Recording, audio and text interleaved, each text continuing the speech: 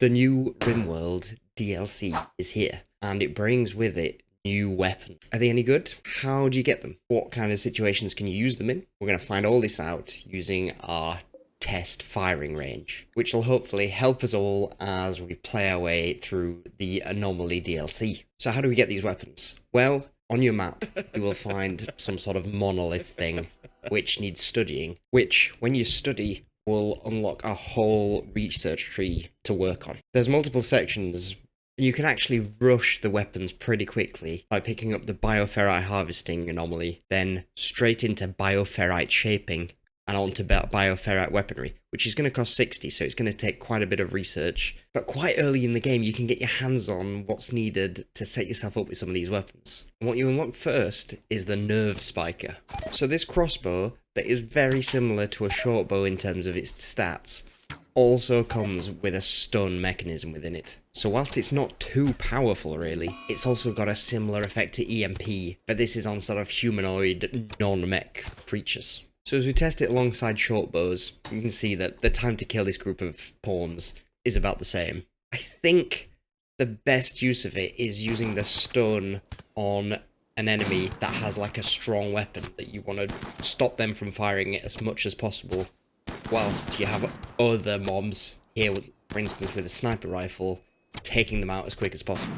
And whilst from the tests, it's not technically as quick as having, say, 3 pawns with sniper rifles all taking the guy out, having 2 guys with nerve spikers and 1 guy with sniper rifle is a lot more cost efficient to have a similar sort of result. It's also worth noting that similar to EMPs, you can't keep on chaining the stuns. So I tried a few things and, for instance, it's not good. It's not good for thrombo hunting. Doesn't work well. If you've got any other ideas of uses for this thing, stick it in the comments below. I'd love to be educated as well. Next up, which unlocks in the bioferrite weaponry section, is the Hellcat Rifle.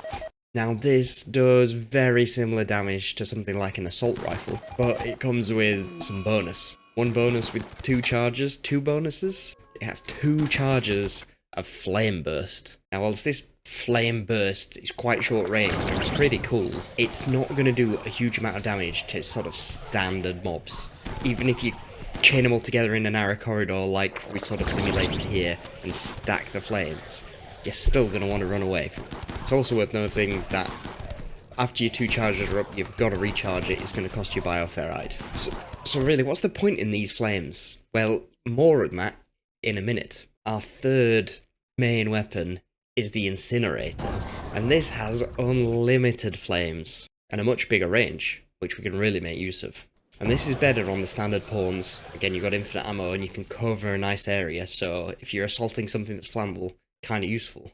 But standard pawns have a flammability of about 70%. However, spoiler alert, you're going to face some mobs, probably in quite a high density, that have increased flammability. And this is where the Incinerator really comes into its own.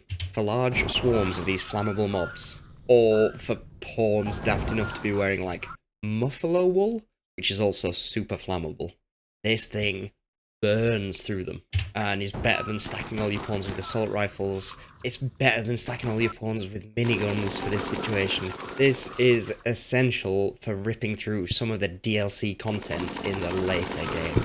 And this is where you're really going to need it. And this is what I really like about this DLC so far. These weapons that are integrated, they're useful for the DLC, but they're not totally game breaking. They're not overpowered. They don't have like power creep on the existing weapons, which are still very viable. And it adds a nice new angle and a bit more strategy to the game. But if you're going to take on these new mobs, what you need to nail how you're setting up your armor. And for that, I would check out this video. Enjoy your Rimworld, guys. I will catch you in a bit.